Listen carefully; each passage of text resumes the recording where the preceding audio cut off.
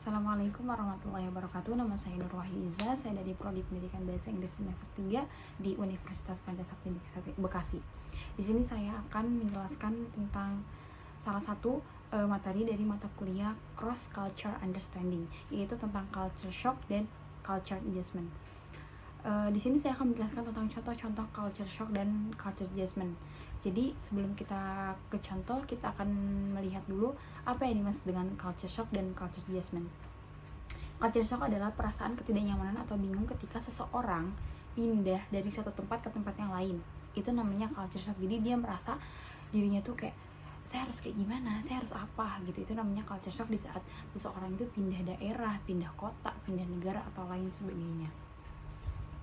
Yang mana perpindahan ini itu beda budaya, beda adat istiadat, beda semua hal jenis yang ada di dalam dalam daerah tersebut. Yang pertama di sini saya akan mencontohkan tentang culture shock, yaitu perbedaan bahasa. Contoh simpel seperti ketika kita pergi ke luar negeri yang berbeda bahasa. Kita itu pindah yang benar-benar baru pindah dan kita baru belajar bahasa Inggris atau bahasa di sana itu dikit. Otomatis kita akan merasa kebingungan atau enggak nyaman awalnya, karena kayak ini gimana, harus apa, harus gimana, kayak gitu Pak. Atau contoh kayak misalkan kita ikut misalkan pulang kampung sama saudara kita ke daerah Jawa atau ke daerah mana, misalkan kita orang Sunda terus kita pindah ke daerah Jawa yang mana posisinya kita itu orang Sunda yang nggak ngerti sama sekali bahasa Jawa, dan misalkan Jawanya itu Jawa yang bener-bener Jawa banget gitu.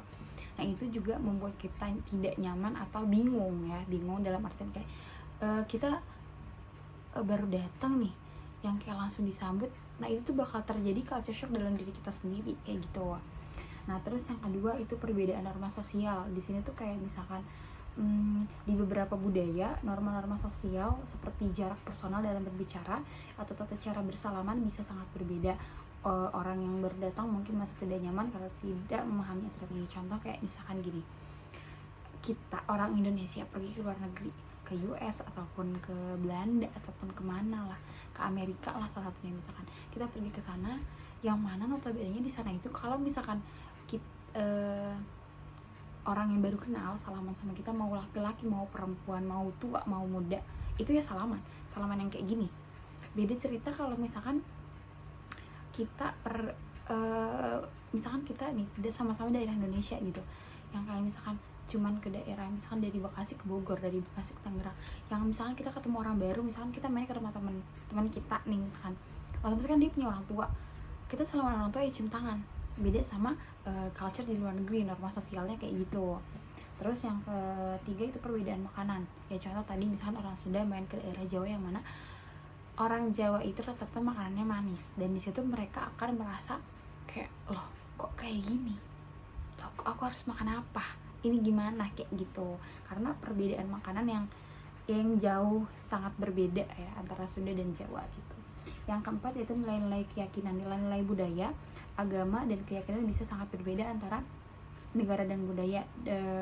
Ini dapat mengakibatkan konflik batin dan ketidaknyamanan jika seseorang merasa nilai-nilai mereka dilanggar atau tidak dihormati. Contoh kayak misalkan mungkin kalau misalkan di luar negeri itu ada negara yang memang memahami adanya Islam, tapi ada negara yang hampir mayoritasnya tidak menganut agama, yang kayak mungkin kalau misalkan kita berbicara tentang agama tuh mereka merasa dilecehkan atau lain sebagainya seperti itu. Yang kelima yaitu rutinitas. Contoh kayak perubahan dalam rutinitas sehari-hari seperti waktu kerja, jam makan, atau waktu istirahat dapat menjadi faktor culture shock. Seseorang mungkin harus menyesuaikan diri dengan pola hidupnya. Jadi contoh kayak misalkan saya pernah melihat salah satu film pendek tentang dia orang Kristen, tapi dia mencoba untuk berpuasa dan itu di luar negeri. Ternyata perbedaannya di Indonesia cuma 12 jam, sedangkan di luar negeri itu bisa sampai 14 dan 16 jam, itu di Belanda.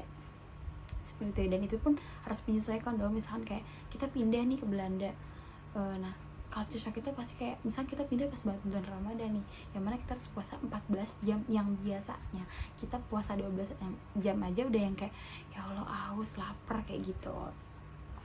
Oke, nah culture shock adalah pengalaman yang umum terjadi ketika seseorang menghadapi perubahan budaya yang signifikan. Ya tadi contohnya kayak misalnya dari Sunda ke Jawa, dari Indonesia ke luar negeri dan sebagainya. Ini bisa mempengaruhi kesejahteraan psikologis dan emosional seseorang. Untuk mengatasi culture shock, penting untuk terbuka terhadap perbedaan, belajar tentang budaya baru, dan mencoba berkomunikasi dengan orang setempat.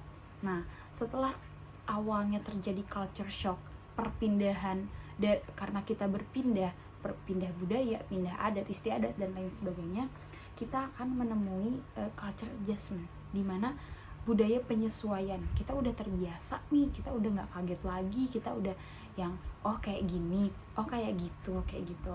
Culture adjustment adalah penyesuaian budaya, proses dimana seseorang mulai merasa lebih nyaman beradaptasi dengan budaya itu.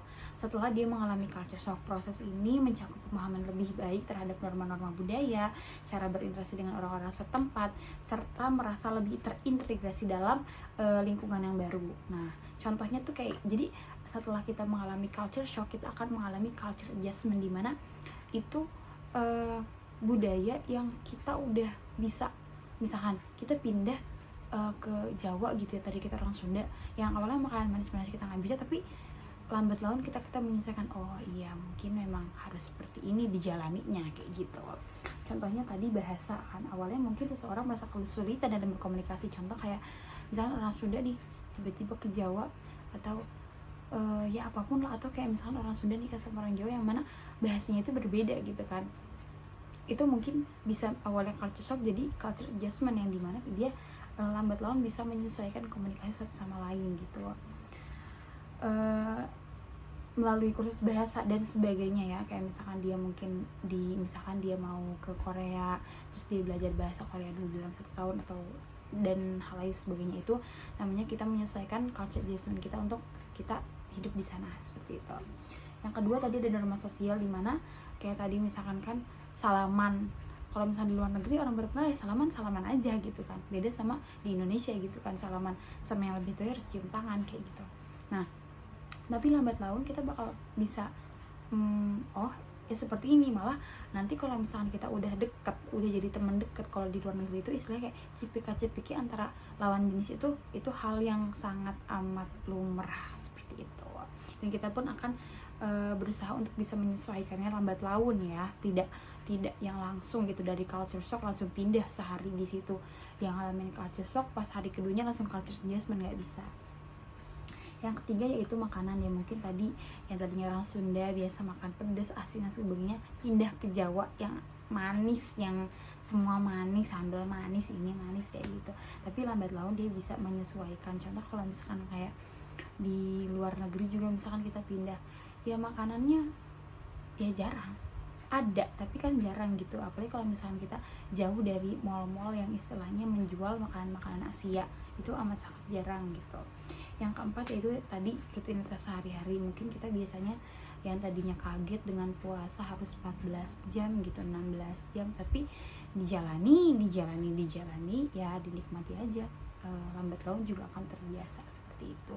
Waktu kerja dan sebagainya ya termasuk juga. Oke, mungkin itu yang dapat saya sampaikan, kurang lebihnya mohon maaf. Assalamualaikum warahmatullahi wabarakatuh.